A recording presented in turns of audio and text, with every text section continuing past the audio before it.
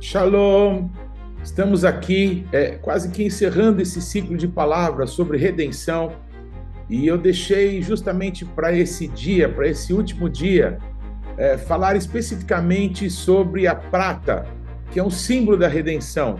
Nesse ano, nós estamos completando 25 anos como igreja e tradicionalmente essa data é reconhecida como as bodas de prata, não é? Uma celebração que é marcada por esse metal. E na Bíblia, a prata é um símbolo da redenção. Eu queria compartilhar com você um pouquinho a respeito disso. O primeiro aspecto é que existem duas palavras para redenção. Uma é a palavra Geulah, em hebraico, que fala de uma redenção coletiva, como a que o nosso Deus fez para o povo hebreu que estava escravo no Egito. Então, o nosso Deus os resgatou, os redimiu do Egito, levando-os para a terra prometida, e isso da mesma forma é uma alusão daquilo que Cristo fará com todos nós, nos tirando, não é, desse ciclo que leva à morte por causa do pecado, para a vida eterna, que Jesus nos conquista, não é, que Ele nos redime através da sua própria vida, para que possamos estar com o Pai. Uma outra expressão que temos usado aqui é a palavra pidion, em hebraico, que é o resgate por uma pessoa, por uma vida. É o que Jesus Cristo faria só por você, só por mim, se estivéssemos sozinhos nesse mundo. Ele se entregou por cada um de nós. Ele nos ama, não é? E com sua própria vida, Ele nos resgatou, nos redimiu, para que pudéssemos ser dele eternamente. Existem algumas pessoas na Bíblia que são resgatadas por prata. Um exemplo desses é o exemplo de Sara, que era mulher de Abraão, e ele disse, mais de uma vez, não é, que ela era sua irmã, e o rei dos filisteus, que se chamava Abimeleque, ele toma Sara para ser dele, e quando lhe é revelado por Deus que ela era mulher de Abraão, ele fica indignado, e ele dá a Abraão um resgate por tudo que Sara sofreu naquela confusão toda, um resgate de 1000 ciclos de prata. Também foi por 400 ciclos de prata que Abraão, ele resgatou, na verdade ele comprou, ele tomou para si a caverna de Macpelá, onde todos os patriarcas, eles foram sepultados, Abraão, Sara, ele comprou a caverna para sepultar a Sara, e aí depois Jacó, Isaac, Rebeca e Leia são os patriarcas que estão sepultados ali na caverna de Macpelá, que Abraão pagou 400 ciclos de prata para poder adquirir. Também José foi vendido pelos seus irmãos por 20 ciclos de prata. Então ele foi dado aos egípcios que passaram a ser dono de José. Né? Aqueles mercadores que venderam José no Egito tiveram o direito da vida de José em suas mãos pelo preço de 20 ciclos de prata.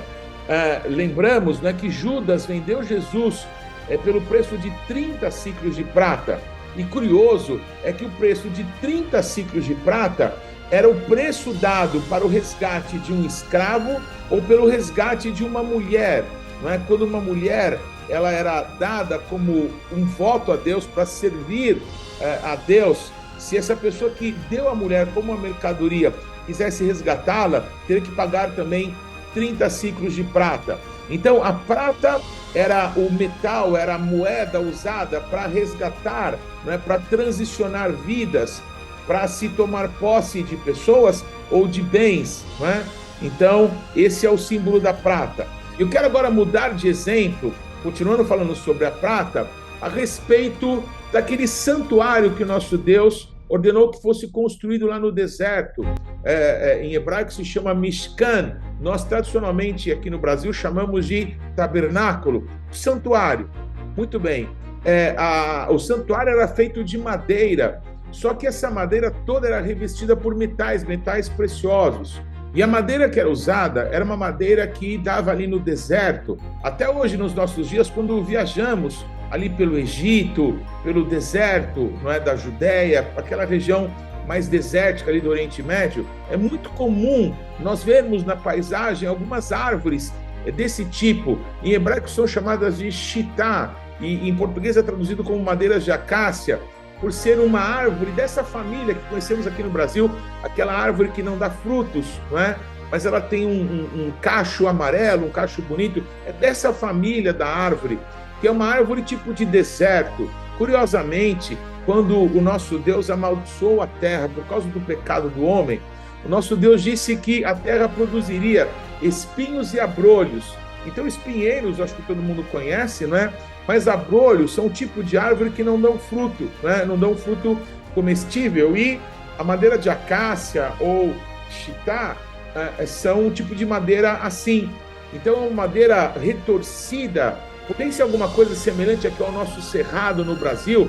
Árvores baixas que têm o tronco retorcido. E a maior característica da chitá ou da madeira de acácia é que as suas raízes elas são muito profundas, porque precisam, por viver no deserto, buscar ali algum mineral, água, não é? Dos lugares mais profundos da terra, dos mananciais mais profundos. Então, as raízes são muito profundas no deserto desse tipo de madeira. E foi desse tipo de árvore, e não dos ciprestes, né? Não do cedro do Líbano, que o nosso Deus ordenou que fosse feita as madeiras para a construção desse santuário, mas uma árvore do deserto. E aqui voltamos para a redenção. É muito lindo percebermos que lá no deserto, essas árvores estavam sobre, não é, as raízes profundas para buscar água, não é, das profundezas, mas lá no tabernáculo, essas tábuas, depois de trabalhadas, eram colocadas uma a uma encaixada na outra, e elas eram colocadas sobre bases de prata. É isso mesmo. Lá no santuário que o nosso Deus manda construir no deserto, as bases de todas as madeiras que faziam aquele local conhecido como Santo dos Santos, todas as madeiras eram de acácia, estavam de pé novamente, só que agora sobre bases de prata, bases de redenção. Do que isso nos fala? Que no passado, antes de conhecermos a Jesus Cristo, nós estávamos com as nossas raízes muito profundas no deserto dessa vida sem Deus, não é? No pecado, em vícios, em costumes familiares, em maldições hereditárias que nos faziam ser, né, o subproduto dessa terra amaldiçoada pelo nosso Deus, não é? Que não dava fruto, que não tinha esperança para quem passasse por nós. Mas o nosso Deus transformou a nossa história.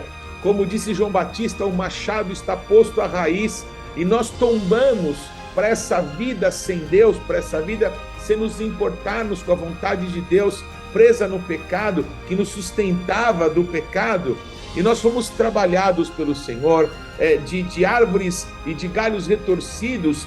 O Senhor nosso Deus fez tábuas lisas, e Ele nos deu condições de estarmos ligados, estarmos conectados uns aos outros, para que possamos ser uma edificação de uma casa espiritual ao nosso Deus. É isso que o nosso Senhor fala a respeito da sua igreja, e Ele não é a pedra principal da edificação dessa casa, e nós pedras vivas. Uma outra linguagem para essa edificação é o que aconteceu no deserto. Eram tábuas de madeira, de uma madeira difícil de trabalhar, mas que agora estavam revestidas do ouro, da glória de Deus. Mas estávamos em pé novamente, em bases de prata, porque a redenção é que nos deu uma nova estrutura de vida, para que pudéssemos estar juntos diante do Senhor nosso Deus. Um outro aspecto sobre a prata que eu não poderia deixar de falar é que nesse mesmo santuário em que nós escrevemos lá de Moisés no deserto, havia as roupas do sumo sacerdote e uma parte específica que aponta para Jesus. Tudo naquele santuário apontava para Jesus, mas na roupa do sumo sacerdote, ele usava como que um turbante, que ele era branco, não é, feito de linho.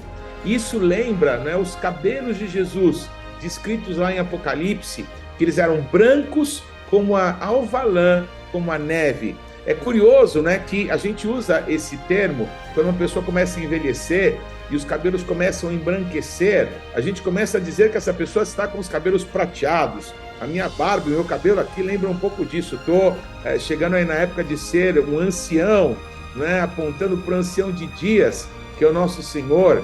Mas, além dessa roupa do sumo sacerdote, esse santuário ele era cercado por 60 colunas, e essas colunas todas eram revestidas pelo linho, que fazia uma cobertura, não é, desse espaço. Então alguém que estivesse de fora, essas colunas eram altas, quase de 2 metros de altura, então uma pessoa só veria essa coluna, o topo dela, que era de prata, os pés, que são de bronze, e toda ela revestida daquele tecido, do linho. Quando João, o apóstolo João, vê Jesus glorificado no céu, lá na revelação de Apocalipse, ele descreve Jesus dessa maneira: ele tinha cabelos brancos como a alva lã, como a neve, ele tinha os pés descalços como que de bronze, polidos por uma fornalha, ele tinha vestes talares, vestes que cobriam todo o seu corpo. Cada uma daquelas colunas revestidas com esses materiais, cuja cabeça era de prata, não é? Isso nos fala da redenção do nosso Deus. Por isso o apóstolo Paulo, quando fala das armas de Deus, das armas da luz, para nos revestirmos de Cristo, tomarmos as nossas armas espirituais, que não são carnais, mas poderosas em Deus, uma das partes dessa armadura é o capacete. É o capacete que fala, não é, do turbante, da salvação que guarda a nossa mente, que fala da redenção que Cristo, não é, a coroa da redenção que está sobre todos nós pela vida de Cristo que nos foi dada. Então que essa redenção possa transformar a nossa maneira de pensar, a nossa maneira de viver, a nossa maneira de compreender que nós fomos redimidos, fomos resgatados, porque existe um Senhor de todos nós, que nos comprou por bom preço, para que nós deixássemos o mundo no pecado e estivéssemos todos firmes diante do Senhor sobre a redenção que só Ele poderia dar para nós. Que Deus te abençoe. Shalom.